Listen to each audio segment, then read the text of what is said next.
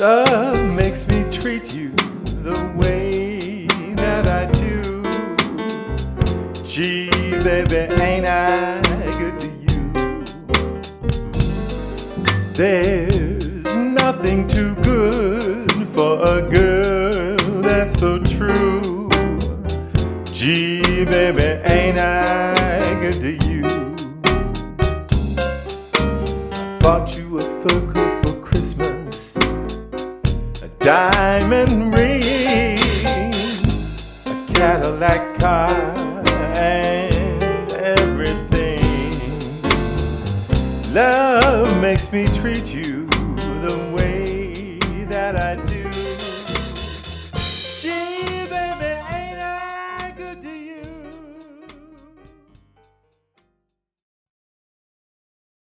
Greetings, peeps. I hope everybody is doing well and enjoying some of the beautiful weather that we've had here lately. So we begin the section involving major scales and key signatures today. And I wanted to give you a little bit of a, not necessarily different, but perhaps just another take on the construction of a major scale and how key signatures work. So this is nothing new or different from your book. It's the same information. It's presented perhaps in a different way. And sometimes that actually helps clarify things, especially if we don't catch it the first time around. Now, the video that you're about to see is actually in two parts. The first part deals with some history behind what we call a major scale and modalities and things like that. And the second part deals with how major scales work within the framework of a key signature. So it is a rather lengthy, two-segmented vid, but I encourage you to watch the whole thing, especially if you're a little bit confused about key signatures. This could really clarify some things for you. So without further ado, I'm going to let you go ahead and watch this. Again, this is in two parts, so don't forget, after you've watched that first part, you'll see part two coming up. And if you have any questions, as always, please just shoot me an email. Take care. All right, ladies and gentlemen, let's begin our study of major scales and key signatures. Before we can understand what a major scale is, we need to become familiar with what the term major refers to. In music, and more specifically in the construction of a musical scale, there is a phenomenon known as modality. Modality in music refers to the use of a specific modal or tonal scheme, modal or tonal scheme. This modality or tonal scheme determines how certain musical components, such as scales or melodies, sound. Modality can also be loosely defined as mood. In other words, the mood of a scale or melody might be major, or it could be minor. In this course, we will be focusing primarily on two modes or moods, major and minor. Now, some people have difficulty discerning the difference between major and minor sounding music. Perhaps a simple way of identifying the difference would be to classify major as happy and minor as sad. Although both modes are used in various types of music that could be classified as either happy or sad, you shouldn't really limit yourself, in other words, to making those decisions about major and minor. Major and minor modes have been used throughout history and are still used in music today. However, as you will see, the origin of these modes dates back to around the 6th century, near the time of Pope Gregorius, or Pope Gregory. He was the head of the Roman Catholic Church at that time. It was during this time that the 7 church modes were devised to standardize chant singing in the church. So let's take a look at these modes, these church modes. The first is ionic. And when we look at them and listen,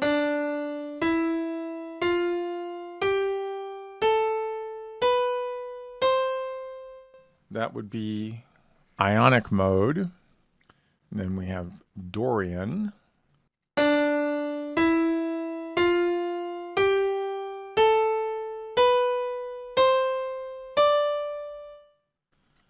And Phrygian.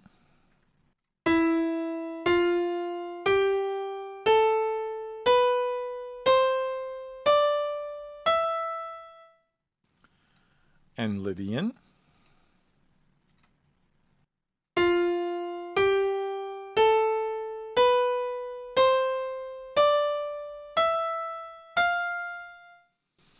And Mixolydian.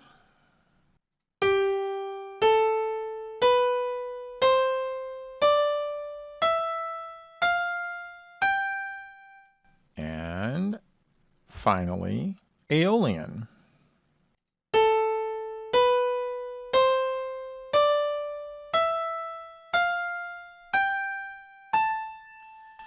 And the first two modes, Ionic and Dorian, are actually, oh, we've got one more, excuse me, Locrian.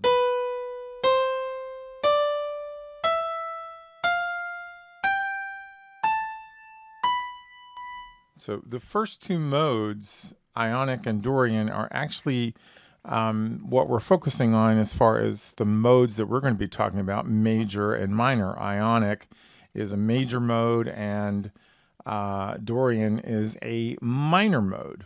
Now, when we talk about the construction of a major scale, it's important to remember that the previous church modes led to the idea of something called functional harmony. Harmony is a discussion we're going to have later this semester.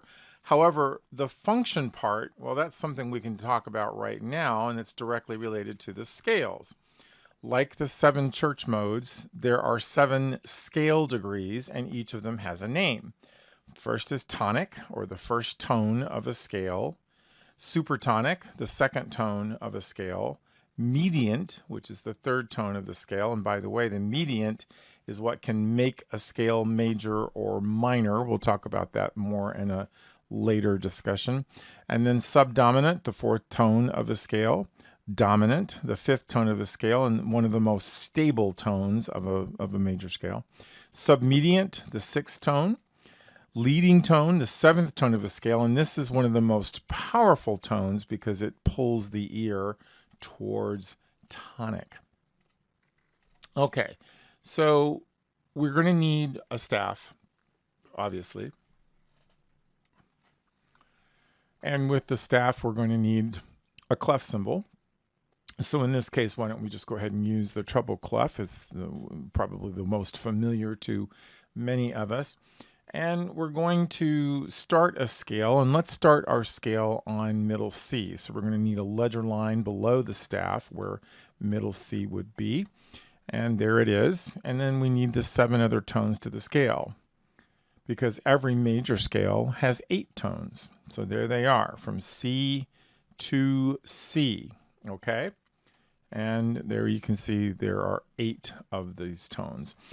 All of these tones are arranged in a sequence of whole steps and half steps. For example, there is a whole step between the first 2 pitches, and there is a whole step between the next 2 pitches, and between the 4th and 5th pitches, and between the 5th and 6th pitches, and between the 6th and 7th pitches. The other 2 steps between 3 and 4 and 7 and 8 are half steps. And so that makes up the sound of a major scale. Now, if we look at this from the standpoint of a piano keyboard, again, we see the letter names to these 8 tones, C, D, E, F, G, A, B, C. And again, there is the whole step between the first 2, the whole step between the next 2, between the 2nd and 3rd degrees.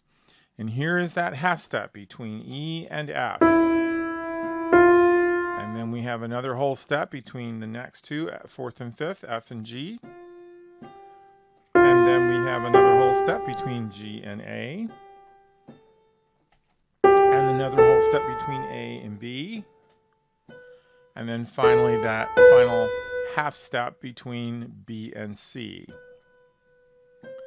Now it's very important to understand that this organization of whole steps and half steps is true for any major scale. They all have this. It doesn't matter what note that you start on, it's all going to have this. So let's look at that again from the standpoint of what they are and moving the scale. Let's now start our scale on D instead of on C, and take a look at what we have here. We have whole step between D and E, and between F and G, between G and A, and between A and B, and between C and D. Now if we leave the half steps where they were, E and F, and B and C, and we play this scale, it's not going to sound major.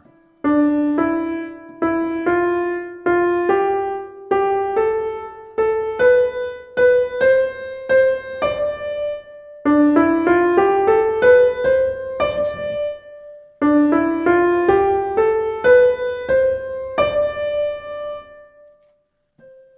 So if I play all of those in sequence, your ear might be saying, that doesn't sound like a major scale to me, and you would be right. In fact, we could consider this scale Dorian. It's exactly what it is, and it's exactly what it's going to sound like.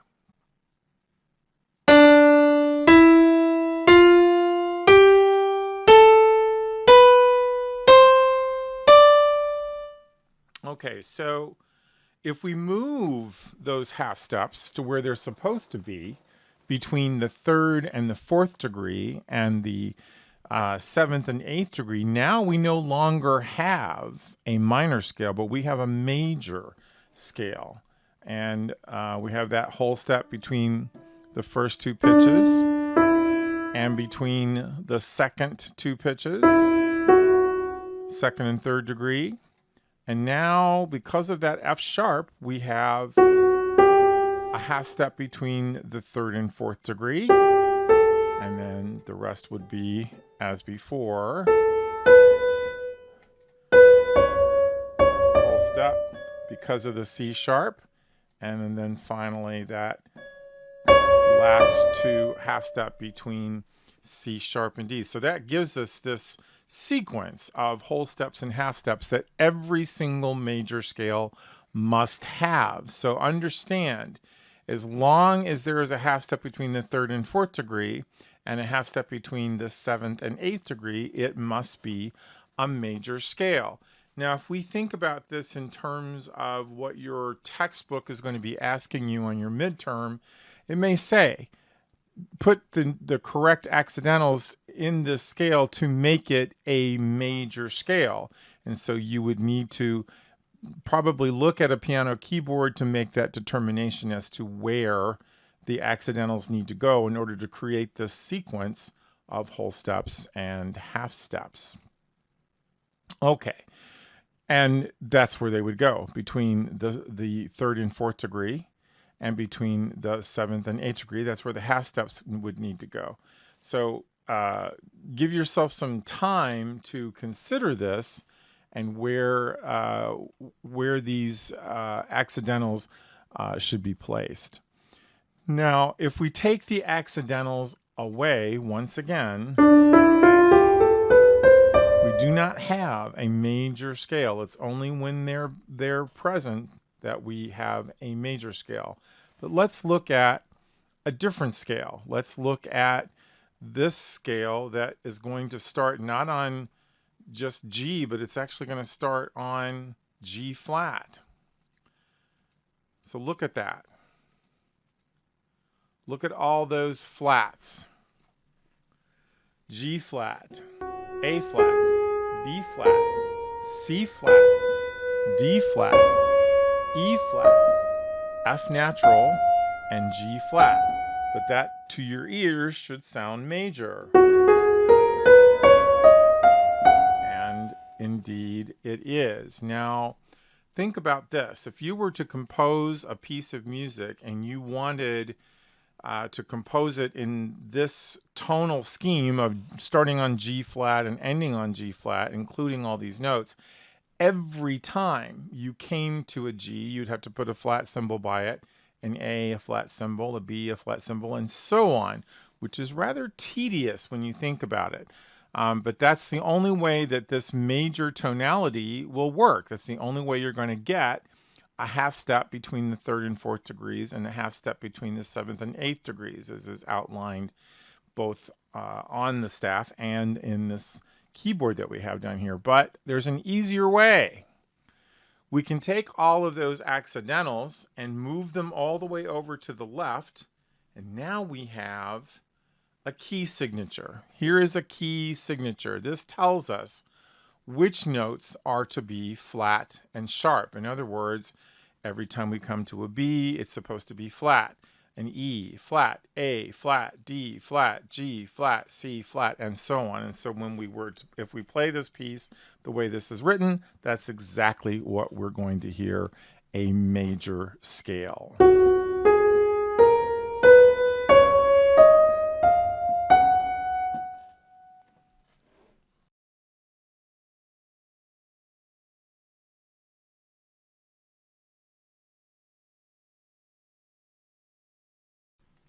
Okay, so now let's take a look at constructing major scales and key signatures using a new tool called the circle of fifths and the order of sharps and flats.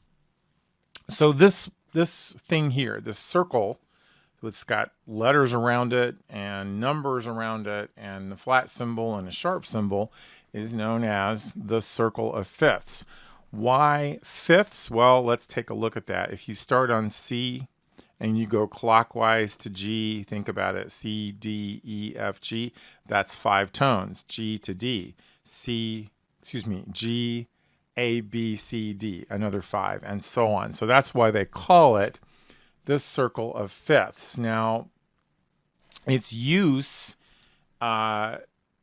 is fairly simple once you get the hang of it. So take a look at what we're going to do next. We're going to use the C major scale as we did before, but let's understand something.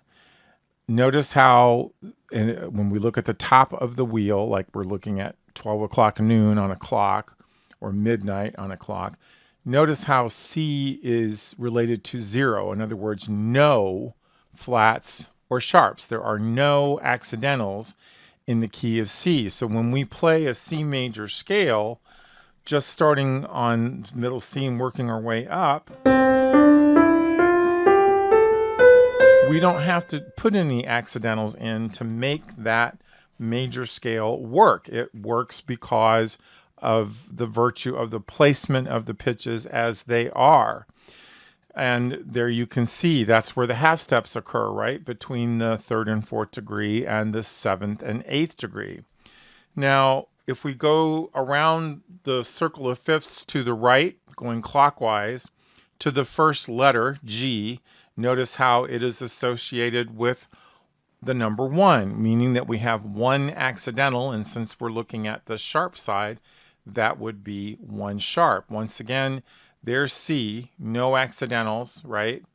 C major, no flats, no sharps, but the key of G has 1 accidental, a sharp, and that happens to be F. It's in order to make the sequence of whole steps and half steps, that's what we need, that 1 sharp in there. So there we go. Once again, the half steps between 3 and 4 and the half steps between 7 and 8. And if we play this scale,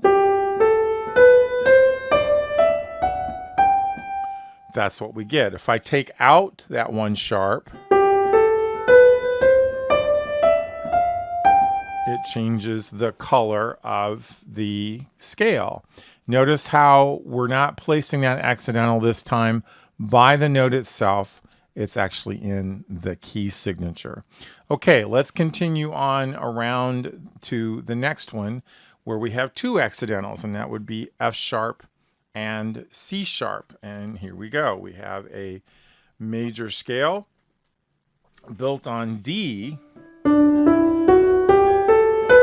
instead of on G. We can continue on. There is the key of A major with 3 sharps. And the key of E major with 4 sharps.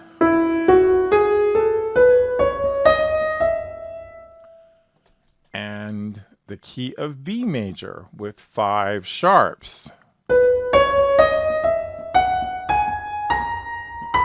And then the key of F sharp major with 6 sharps.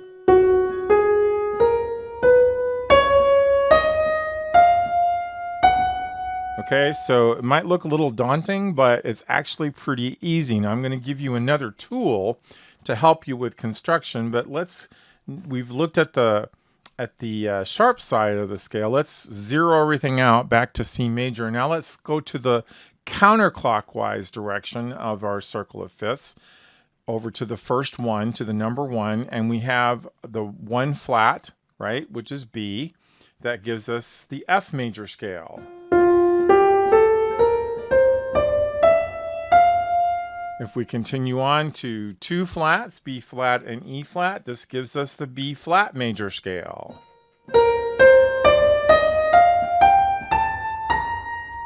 And we could continue on the 3 flats to the E flat major scale.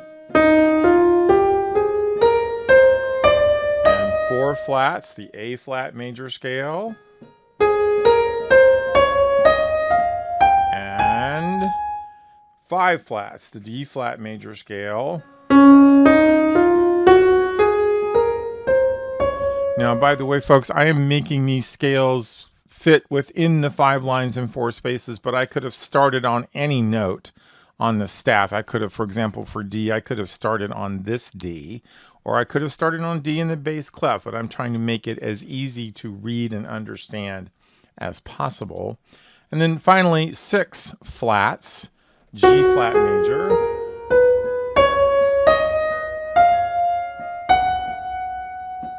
Okay, so there you go. There is the circle of fifths showing you the number of flats.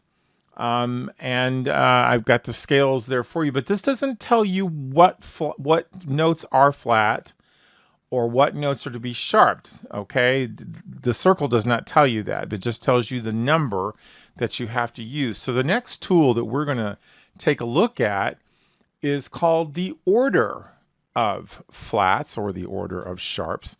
And so we're going to use that circle of fifths to construct a key signature. And let's take a look at this order. We have 7 letters in the order, B, E, A, D, G, C, and F.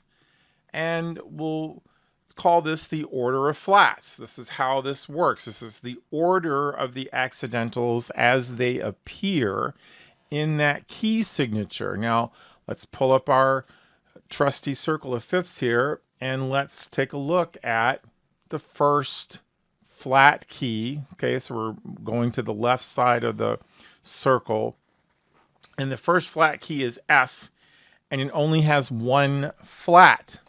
Well, that 1 flat happens to be B. So that's where we would put our flat symbol for this particular key signature. And then we could put our 8 tones up there. And it works perfectly because this B flat, this 1 B flat, creates that half step sequence between the 3rd and 4th degree, and the 7th and 8th degree, by virtue of their placement, E and F, already has the half step. Okay, let's move on to 2 flats. So now we need to include not only B, but E flat as well in our key signature. And we can move our scale up to B now. And then let's go on. Next one would be 3 flats. So we expand our flats to include A flat. We can move our flats now down to E flat. I could have gone up, but that's okay. This just makes it easier if I stay within the 5 lines and 4 spaces. Moving right along, 4 flats. I expand to include D flat now.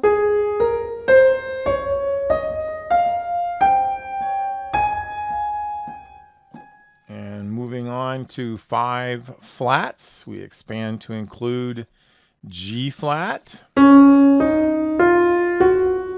we're in the key of D flat. And then let's move on to G flat, or 6 flats. So I include C flat in the mix. And we are now in the key of G flat. Notice how the wheel tells us what key we're in, right? By number, the number of the accidentals. 6 accidentals on the flat side would be the key of G flat major. And indeed, if we start our scale on G flat, that second line of the treble staff, and we go up, we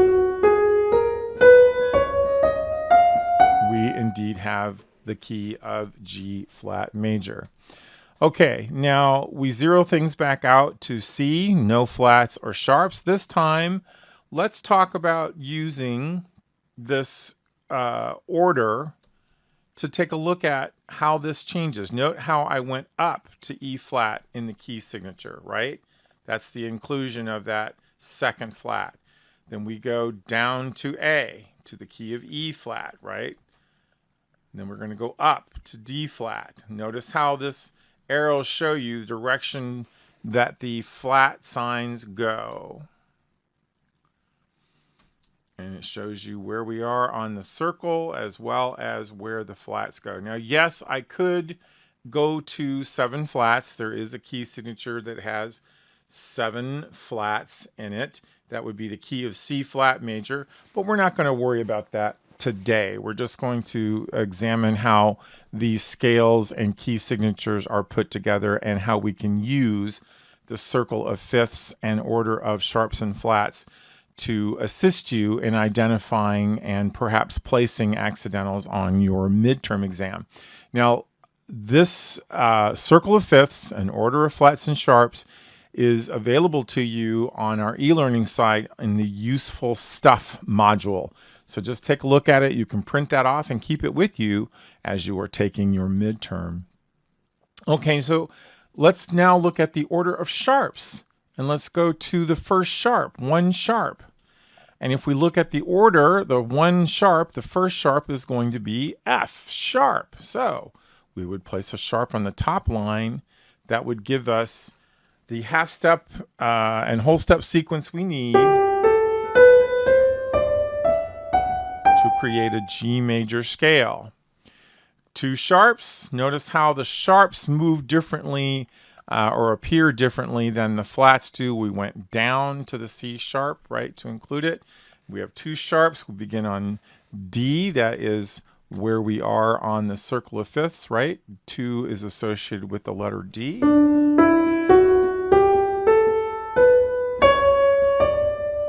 3 sharps. We go up to the G sharp, and that would be the key of A.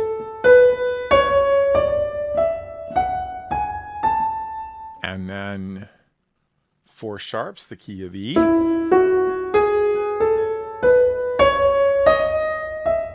5 sharps, the key of B.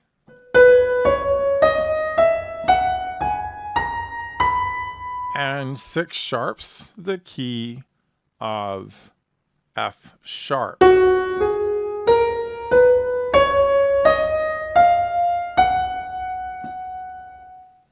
So there you go.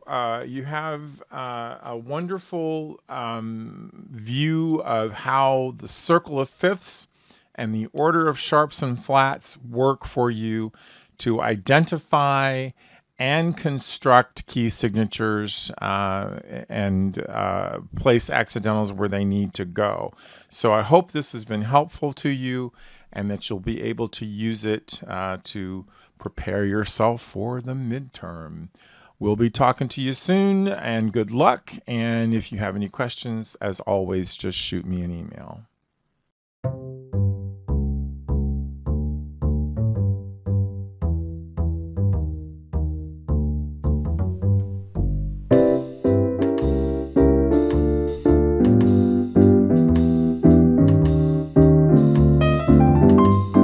I'm a sentimental sap, that's all. What's the use of trying not to fall?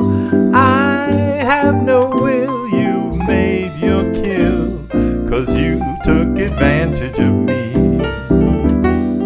I'm just like an apple on a bough, and you're gonna shake me down somehow. So what's the use? You've cooked my goose, 'cause you took advantage of me. I'm so hot and bothered that I don't know my elbow from my ear. I suffer something awful each time you go. It's much worse when you're near. Here am I with all my bridges burned, just a babe in arms where you're concerned. So lock the doors and call me yours, 'cause you took advantage of me.